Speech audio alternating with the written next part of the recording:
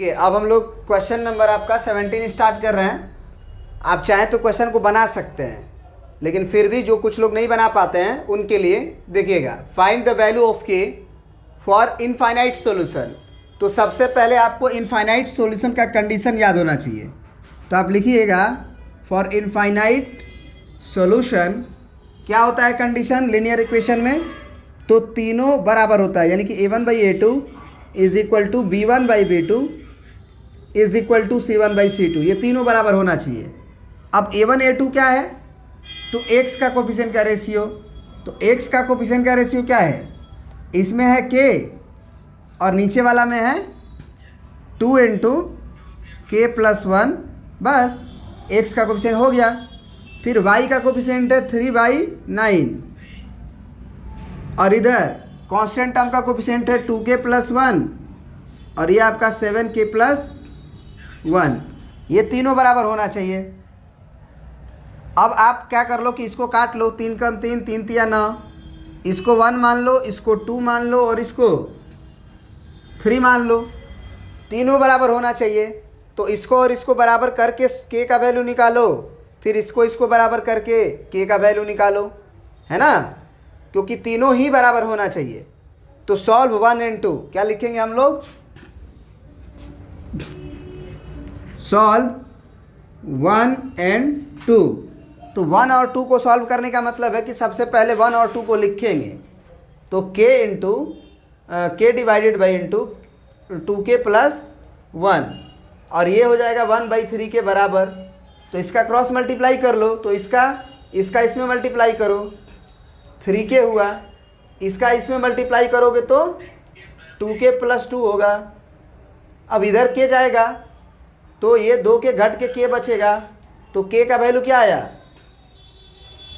तो ये आंसर नहीं लिख देंगे। हम बार बार बोलते हैं बच्चों को कि आपका k का वैल्यू आ जाए तो आप आंसर पहले मत लिख दो, आपको केवल इसी को बराबर करना होता है क्या इनफाइनाइट सॉल्यूशन में, कि इसको भी बराबर होना चाहिए। अगर ये वाला बराबर नहीं आएगा तो क्या इनफाइनाइट सॉल्यूशन मिलेगा, तब तो सॉल्यूशन ही नहीं मिलेगा, पैरेलल वाली कहानी हो जाएगी, पहला बराबर और दूसरा बराबर नहीं। तो इसीलिए आप अगला भी चेक करें, आप अगला भी देखें कि क्या आ रहा है वहाँ से k का वैल्यू। तो नाउ सॉल्व, या फिर आप लिख लीजिएगा अगेन सॉल्व 2 and 3। तो 2 और 3 को जब हम सॉल्व करेंगे तो ये 1/3 है और ये आपका 3 क्या है आपका 2k प्लस 1 और डिवाइडेड बाई 7k प्लस 1। अब इसका मल्टीप्लाई करिए यहाँ पे, तो ये 7k प्लस 1 हो गया और इधर 3 दूना के 6k, अब प्लस 3 एकम 3, 6k को उधर कर दीजिए तो प्लस का k बचेगा क्योंकि घटेगा, 1 को इधर भेजिए तो 1 माइनस में जाएगा तो 2, तो यहाँ से भी k का वैल्यू 2 ही आया। तो सेम आना चाहिए, अगर अलग अलग आएगा तो हम बोलेंगे कि ऐसा कोई k नहीं है जो उसका इनफाइनाइट सॉल्यूशन देगा, है ना, क्योंकि ये दोनों बराबर नहीं हो पाएगा ना फिर k के उस पार्टिकुलर वैल्यू के लिए। जैसे एक बार में अगर k आपका 2 आ गया तो आप क्वेश्चन में 2 डाल दोगे, अब 2 डाल दोगे जब पूरी तरह से, तो पूरा कंबाइन जब हो जाएगा तो ये वाला बस बराबर आया था, ये वाला बराबर नहीं आया था, तो दिक्कत हो जाएगा। तो इसीलिए अगर दोनों से अगर k का वैल्यू सेम आता है तभी आंसर लिखेंगे, क्योंकि यहाँ भी सॉल्व किए तो k का वैल्यू 2 ही आया, यहाँ भी सॉल्व किए तो k का वैल्यू 2 ही आया, मतलब अगर 2 डालेंगे तो ये तीनों बराबर हो जाएगा। आप डाल के भी देख सकते हो।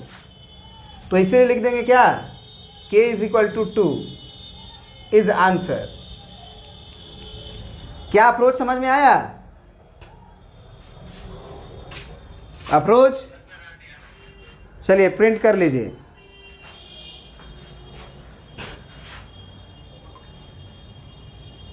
वीडियो के डिस्क्रिप्शन में आपका सीरियल वाइज लिंक रहता है, कोई भी चैप्टर का आप देख सकते हैं उसमें जाके।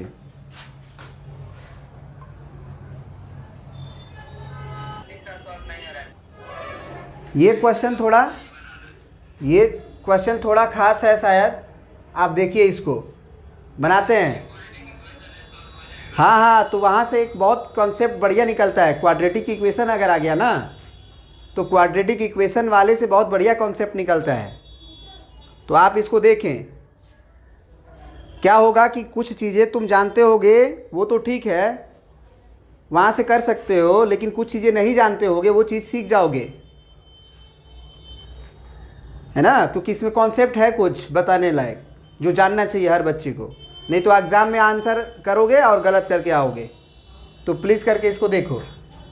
सबसे पहले इनफाइनाइट सॉल्यूशन है, तो इनफाइनाइट सॉल्यूशन के लिए कंडीशन क्या होता है, तो सबसे पहले यही लिखोगे, for infinite solution condition will be a1/a2 equal to b1/b2 equal to c1/c2। अब a1/a2 क्या होगा, x का कोफिशिएंट, तो 5 डिवाइडेड बाई, इसको गुना ही कर लो, क्या दिक्कत है, या फिर रहने दो अगले स्टेप में। b1/b2 क्या है, 2 डिवाइडेड बाई k, और इधर है आपका 2k divided by 3k plus 4, है ना। अब यहाँ पे तीनों में k है तो मज़ा आने वाला है। इसको 1 मानो, इसको 2 मानो, इसको 3 मानो। अब कुछ लोग इसको काट मत देना, ये 2 से 2 को काट मत देना, क्योंकि काटेंगे तो तीनों से काटेंगे, ये भी ध्यान रखना। अगर काटना होगा 2 तो इससे भी तीनों से कटेगा, तब केवल 2 से कट रहा है तो नहीं काट सकते हैं। बात समझ में आया। तो अब जो है हम सॉल्व करते हैं, तो सॉल्व 1 और 2 पहले करते हैं। सॉल्व 1 और 2, तो 1 और 2 को सॉल्व करेंगे तो 1 है हमारा 5 डिवाइडेड बाई 2 इंटू के प्लस 1 और is equal to 2 divided by के। क्रॉस मल्टीप्लाई करते हैं, इसका गुना इसमें अगर करेंगे तो ये 5k होगा, इसका गुना इसमें करेंगे तो 2 दूना के 4k और 2 दूना के 4 और 4 एकम 4 होगा। अब यहाँ से इसको भेजेंगे इधर तो घट के k बचेगा और ये 4, तो k का वैल्यू 4 आया। इसको हम पकड़ के रखेंगे, आंसर नहीं लिखेंगे। अब इसको सॉल्व करेंगे। सॉल्व 2 और 3, क्या लिखेंगे यहाँ पे, सॉल्व 2 और 3। तो 2 और 3 को सॉल्व करते हैं, तो 2 नंबर में है 2 डिवाइडेड बाई k और 3 नंबर में है 2k divided by 3k plus 4। Cross multiply करते हैं, तो ये इसका इसमें करेंगे तो 3 दूना के 6k, या फिर एक काम करते हैं ना, इसका इसमें पहले करते हैं, तो ये 2k का स्क्वायर हो जाएगा और इधर 3 दूना के 6k हो जाएगा और 4 दूना के 8 हो जाएगा। इसको लेफ्ट हैंड साइड में खींचते हैं। अब क्वाड्रेटिक आ चुका है, तो 2k square minus 6k plus minus 8 और बराबर 0। इसमें 2 कॉमन दिख रहा है ना, तो 2 से दोनों तरफ डिवाइड कर दो सबसे पहले। तो ये k स्क्वायर हो जाएगा माइनस 2 तिया 6k हो जाएगा और माइनस 2 चौके 8 बराबर 0। पानी बंद करो। तो ये k स्क्वायर माइनस 3k और माइनस 4 हो गया। अब इसको फैक्टराइज करना आना चाहिए आपको, है ना, और फैक्टराइज करने हम लोग सीख चुके हैं। तो इसका 4 हुआ, अगर 4 हुआ तो 4 और 1 से आ जाएगा, तो हम लोग k स्क्वायर माइनस 4k और प्लस k लिख सकते हैं। 3k जनरेट हो ही जाएगा इक्वल टू 0। अब यहाँ से आप k कॉमन ले लीजिए, तो यहाँ से k माइनस 4 बचेगा। यहाँ से आप प्लस 1 कॉमन ले लीजिए, तो यहाँ k माइनस 4 बचेगा। और यहाँ से आप लिख सकते हैं k plus 1 into k minus 4 equal to 0। अब हम यहाँ से हम बोल सकते हैं कि k प्लस 1 0 भी हो सकता है और k माइनस 4 भी 0 हो सकता है। तो यहाँ से k का वैल्यू -1 और यहाँ से k का वैल्यू 4। अब ध्यान से देखो, यहाँ पे ये इक्वेशन नंबर 1 मानो आप, चाहे 1 और 2 माने हो तो इसको 3 मानो। ये जो आया हुआ है इसको आप, या एक काम करो, सुनो, हाला नहीं, बिल्कुल यहाँ पे बहुत कॉन्सेप्चुअल बात बताने जा रहे हैं जो पहले बता चुके हैं कहानी में, लेकिन क्वेश्चन इस तरह का नहीं लिए थे। इसको सॉल्यूशन 1 मानेंगे और इसको सॉल्यूशन 2 मानेंगे। अब यहाँ से अगर दोनों को देखा जाए तो k का केवल क्या वैल्यू होगा जो आंसर होगा, बोलो। के का वैल्यू केवल 4 ही आंसर होगा, के का वैल्यू -1 नहीं लिया जा सकता है। तो क्या हमको ये बात बता सकते हो कि के का वैल्यू -1 को हम रिजेक्ट क्यों करेंगे? के का वैल्यू को रिजेक्ट क्यों करेंगे बताओ जरा।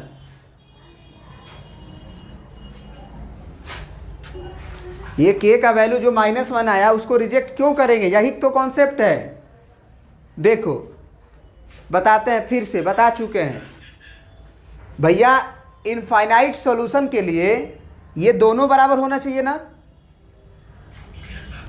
अब इसको बराबर किए थे तो केवल के का वैल्यू 4 आया था, इसको बराबर किए हैं तो के का वैल्यू 2 गो आया है। तो जरा सोचो कि एक बार में जब हम क्वेश्चन में के का वैल्यू प्लग इन करेंगे, डालेंगे, तो के का वैल्यू 4 डालेंगे तो 4 पड़ जाएगा सब जगह ना। तो जब 4 पड़ जाएगा तो 4 तो इसके लिए भी आया है और इसके लिए भी आया है, तो ये दोनों को बराबर रखेगा। लेकिन अगर के बराबर -1 डालोगे तो दूसरा का बराबर आएगा, क्योंकि दूसरा और तीसरा को सॉल्व किए थे तब के का वैल्यू 2 को आया था। तो ये दोनों बराबर आ जाएगा के का वैल्यू -1 के लिए, लेकिन ये बराबर नहीं आएगा।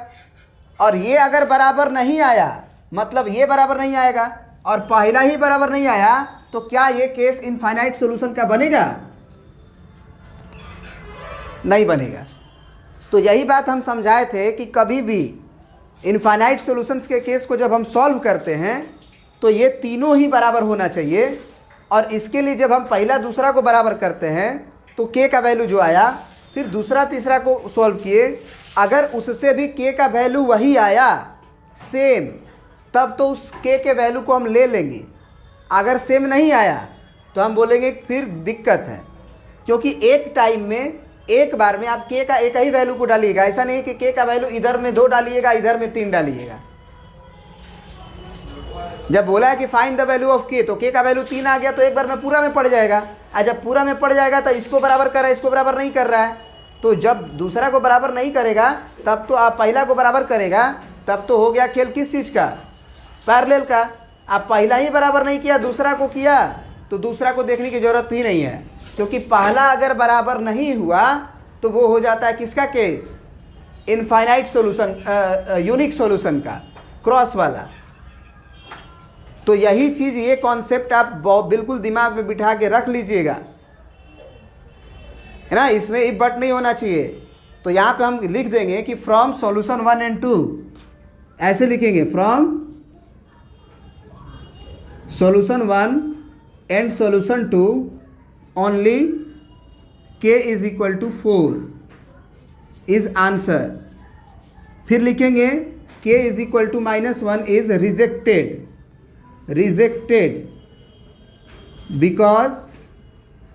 बिकॉज इसके वैल्यू के लिए क्या होगा जरा तुम बताओ। k का वैल्यू -1 डालोगे तो यही ना बराबर आएगा, ये बराबर आएगा। ये बराबर नहीं आएगा तो क्या होगा? यूनिक सॉल्यूशन ना होगा। तो यही पे लिख देंगे कि k equal to minus is rejected because for k बराबर -1 इक्वेशन है यूनिक सॉल्यूशन। तो आंसर में हम केवल यही लिखेंगे, फाइनल आंसर जब हम लिखेंगे तो यही लिखेंगे। समझ में आया? अब किसी को मान लो पच नहीं रहा है ये बात, किसी को ये बात पच नहीं रहा है, तो भैया उसको बोलो कि k का वैल्यू -1 यहाँ रख लीजिए सर। तो k का वैल्यू जब यहाँ -1 रखेंगे तो क्या होगा जरा देखते हैं। तो 5 डिवाइडेड बाई, अच्छा ये -1 आया है ना k का वैल्यू, तो -1 आएगा तब तो ये गायब कर लेगा इक्वेशन को, ये इक्वेशन को गायब कर लेगा कि नहीं?